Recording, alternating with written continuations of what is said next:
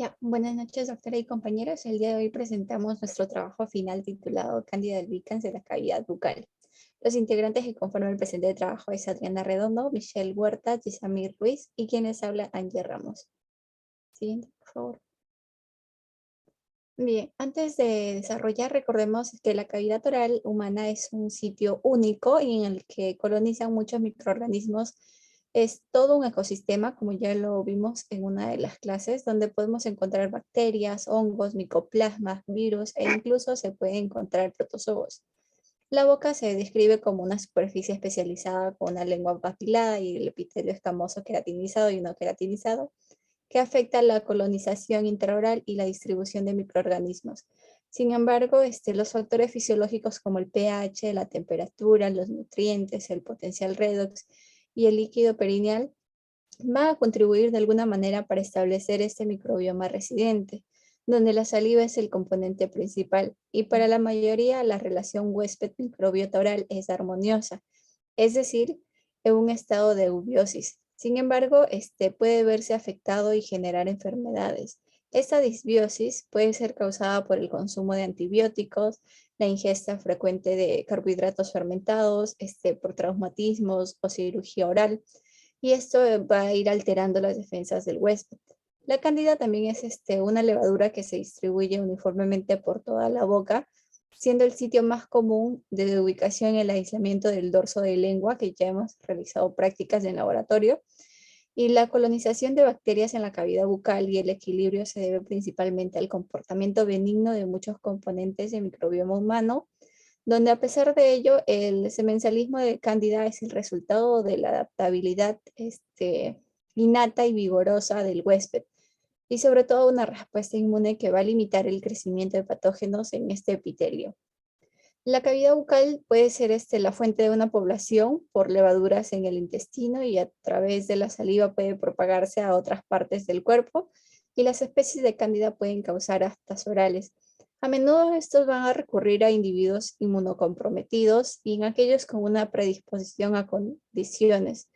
Y en la cavidad oral el crecimiento excesivo de cándida puede causar molestias, dolores, cambios en la sensación del gusto, dificultad para comer, y si se extiende hasta el esófago, dificultad para poder pasar la comida y como resultado una mala alimentación.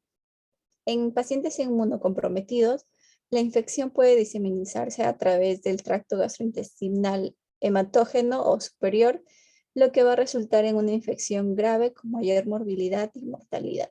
Siguiente, por favor. Bien, en cuanto a su historia, este es más sencillo y es que uno de los aspectos más importantes a considerar son los múltiples nombres que ya ha recibido este patógeno, Candida albicans. Desde que Robin lo llamó Odium albicans en 1853, la especie ya ha sido incluida en 100 sinónimos y abarca más o menos unos 18 géneros. De estos 18 géneros, solo 2 han prevalecido durante mucho tiempo para designar a esta especie Monilia candida, que fue en el 1885, y luego Monilia albicans, que fue en 1890. Y la literatura, hasta los trabajos de Berghout, quien propone en 1923 el género Candida y la especie Candida albicans en aquel tiempo, se aceptaba que se aceptó en 1939 por el Tercer Congreso Internacional de Microbiología en Nueva York. Y desde entonces, todas las levaduras que no encajaban en el género Monilia han sido transferidas al género Candida, por lo que todas las condiciones causadas por Cándida se van a denominar a partir de ese entonces candidiasis. Siguiente, por favor.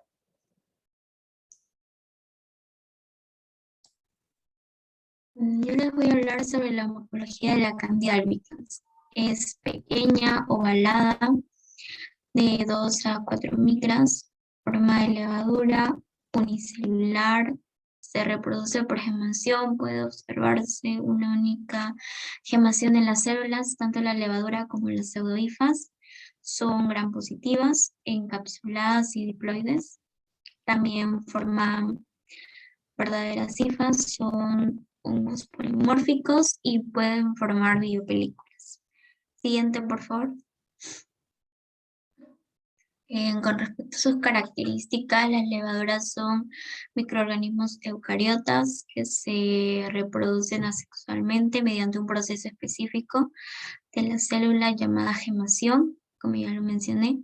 Este proceso de división implica la producción de nuevas células a partir de la superficie de la plastospora. Cuando el brote o yema ha crecido y alcanzado el tamaño óptimo, se desencadena la división celular y se toma un tabique entre ambas células. La forma filamentosa del hongo es una estructura tubular que contiene varias unidades celulares divididas por tabiques y que surgen de los blastosporas. Siguiente. Ya, ahora siguiendo con el tema, hablaremos sobre el cultivo de la Cándida albicans. Primero que nada, en realidad se puede dar en cultivos como agar, pepinada, maltosa, sacarosa, dextrosa, pero el más común y utilizado en la clínica para diagnóstico de laboratorio es el agar Sabraut, donde podemos observar que son de forma ovalada o redonda, son lisas, suaves, húmedas, con elevación convexa. Cuando nos referimos a una elevación convexa, podemos ver estas fotos que tienen formas así de montañitas. También suelen tener un tamaño mediano y al principio, cuando están incubadas, son blancas, pero mientras va pasando el tiempo y estas placas van envejeciendo, en realidad adquieren un color crema, que es por lo que se caracterizan, ¿no? Y además, para que estas eh, cándidas puedan crecer, se necesita condiciones de cultivo, sobre todo el agar sagrado, que es en donde se está cultivando, ¿no? Que es se necesita que estén en aerobiosis, en temperatura ambiente, es decir, 37 grados, y su tiempo tiene que ser 7 días. Puede ser que crezca a las 32 o 24 horas, sin embargo, el crecimiento no va a ser abundante como se ve acá. Por eso es preferible esperar 7 días de incubación. Ahora también en este cultivo podemos observar que existen otros medios como el Pagano Levy, que aquí se caracteriza por las colonias ser color crema. Aquí el Albicans IDE, que las colonias se caracterizan por ser de color azul. Y el SHRO Magar, que se caracteriza en las colonias por ser de color verde. Ahora, siguiendo con la ecología de la Cándida albicans, generalmente se va a dar en el tracto digestivo, respiratorio, en vías vaginales, en la mucosa bucal. Estos en realidad son los principales lugares en donde se va a dar y también su etiología en realidad se da tanto en hombres, niños, no tiene preferencia tanto por sexo. Generalmente se puede decir por el sexo masculino y eh, tienen mayor supervivencia en zonas húmedas y cálidas. Como ya mencioné, la temperatura tiene que ser 37 grados, normal, porque si es a 0 o 1 grado menos, entonces no va a tener mayor supervivencia. Además, otro punto por hablar es esto de la eubiosis y disbiosis. Así como la Streptococcus mutans, también tenemos cándida en la boca. Sin embargo, cuando hay un cuando hay un desequilibrio en la ecología bucal, esto ya se convierte en disbiosis. Y esto puede generar mayor riesgo en la boca o también relacionarse a otras patologías, por ejemplo, la aterosclerosis o a veces hasta la cándida puede llegar a infectar el cerebro, lo cual puede causar la muerte, ¿no? ¿Y cómo se da esta colonización de cándida en la mucosa bucal, en el perdón, en el carrillo o también en la zona dorsal de la lengua? Primero se va a dar una adquisición, adherencia y el mantenimiento de una población de levaduras.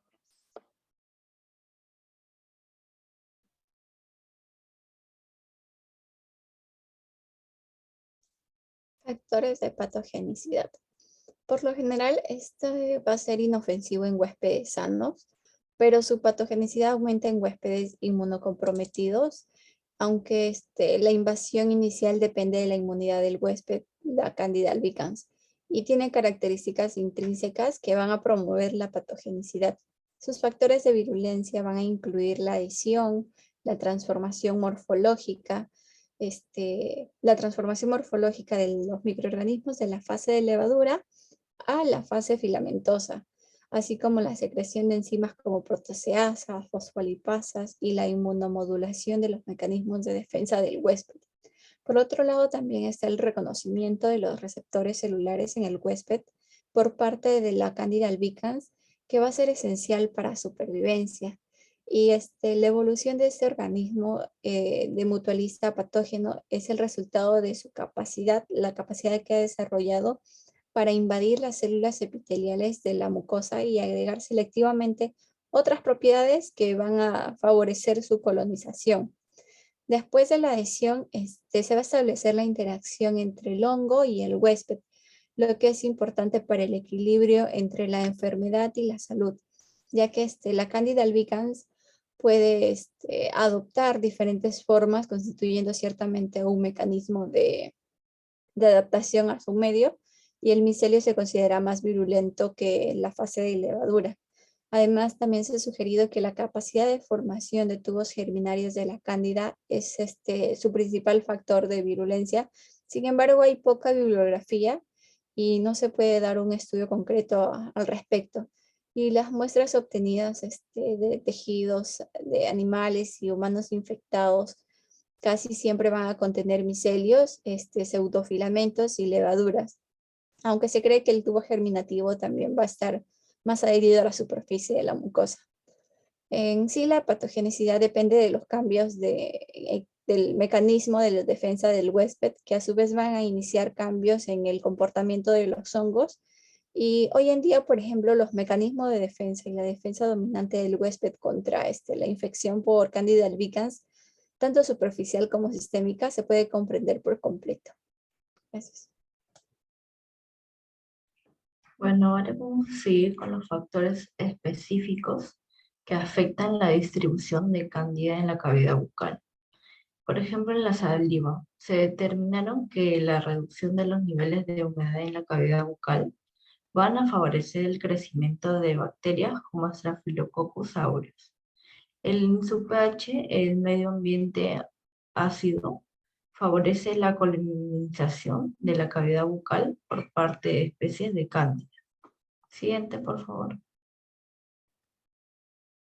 En la adherencia, los mecanismos de esta adherencia han sugerido que van a estar involucrados los ligandos de Cándida y los receptores de las células hospederas, también de las blastoporas de Cándida, que se van a adherir mejor a las células de la mucosa bucal y al acrítico de la prótesis. La hidrofobicidad de la superficie celular está relacionada con la adherencia de la blastopora de Cándida a las células epiteliales humanas en los materiales plásticos. Estos cambios están en las proteínas de la capa externa de la pared celular de Candida albicans y van a ser responsables de las variaciones hidrofóbicas a hidrofílicas de esta especie de Candida albicans. Siguiente, por favor. Las cifras, esas están asociadas a su capacidad invasiva, que también van a estar demostradas que existe una estrecha correlación entre la formación del túbulo germinal y el incremento de la adherencia de Candida albicans, como la temperatura y su pH del medio de crecimiento, medios que contienen sustancias inductoras como suero. En la enzima, Barby y sus colaboradores revelan que la fosfolipasa A y la lisofosfilipasa A van a ser producidas por cepas de Candida albicans, que finalmente van a estar adheridas a las células epiteliales bucales. Siguiente.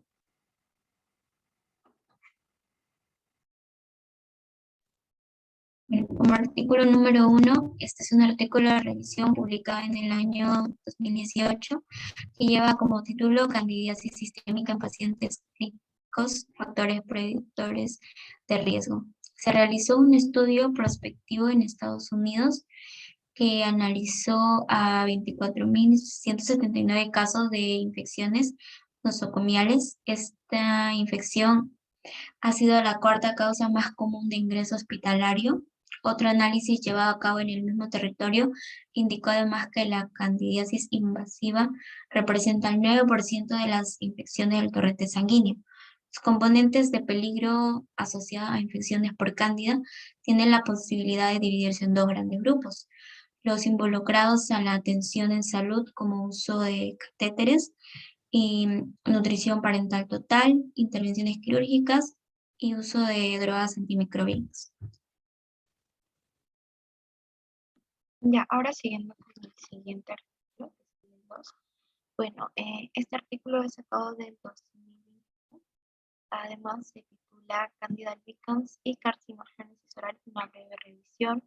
Es un artículo de revisión y la revista es Journal of Fungi. Y bueno, acá se pueden ver los autores, que son varios.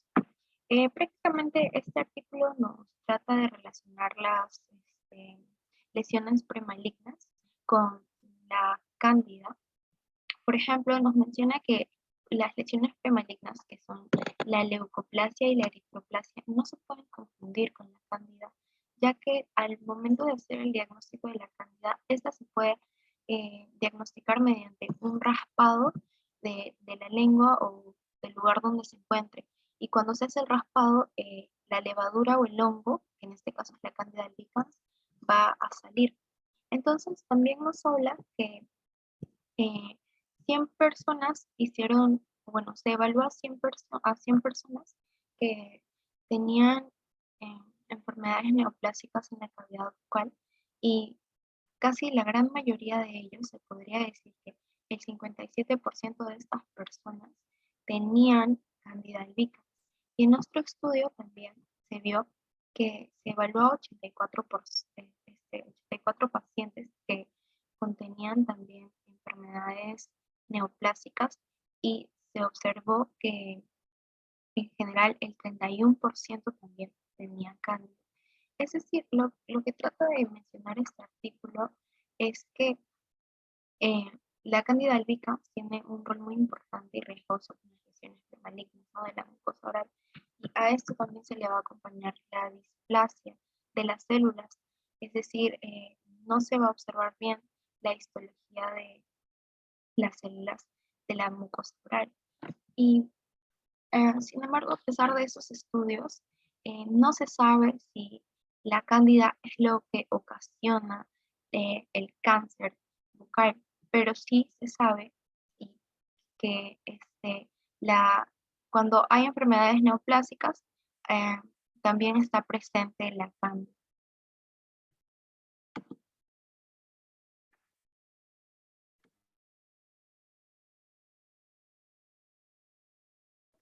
Ahora seguimos con el siguiente artículo número 3, que fue publicado el 18 de diciembre de 2021, con el título de Análisis microbiológico del fluido crevicular para determinar presencia de Candida albicans en bolsas periodontales. Esta Candida albicans es una levadura comensal y patológica que va a estar encontrada en la cavidad bucal. También hay una prevalencia de Candida albicans en la cavidad oral de un 30 a 45% en adultos sanos, y se considera que el dorso de la lengua es el hábitat oral principal de esta Candida albicans. Mientras que en otros sitios también se pueden ser colonizados de forma secundaria. En estos sitios se incluyen la mucosa, los tejidos gingivales, la dentina y las bolsas periodontales. Clínicamente también se han encontrado comunidades bacterianas de Candida albicans en otros nichos bucales, incluidos las bolsas periodontales y los conductos endodónticos. También se ha evidenciado que la presencia de Candida en áreas subgingivales, incluso cuando no se encuentra en la lengua, van a estar identificados como biopelículas subgingivales que podrían ser un reservorio potencial de esos microorganismos.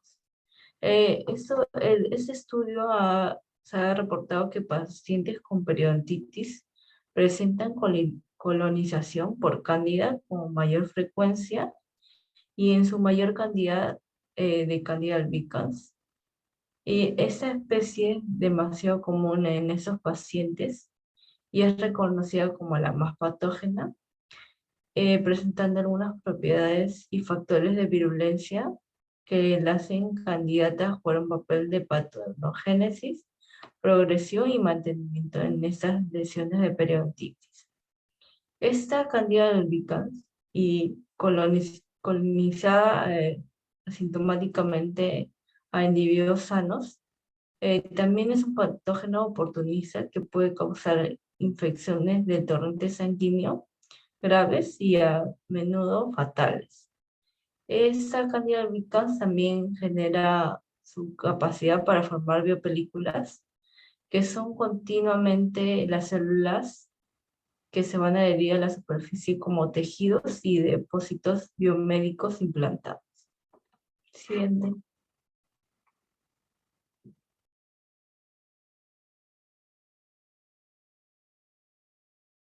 Ya, como conclusiones está que la mucosa oral puede albergar poblaciones relativamente grandes de cándida sin los efectos evidentes de la enfermedad.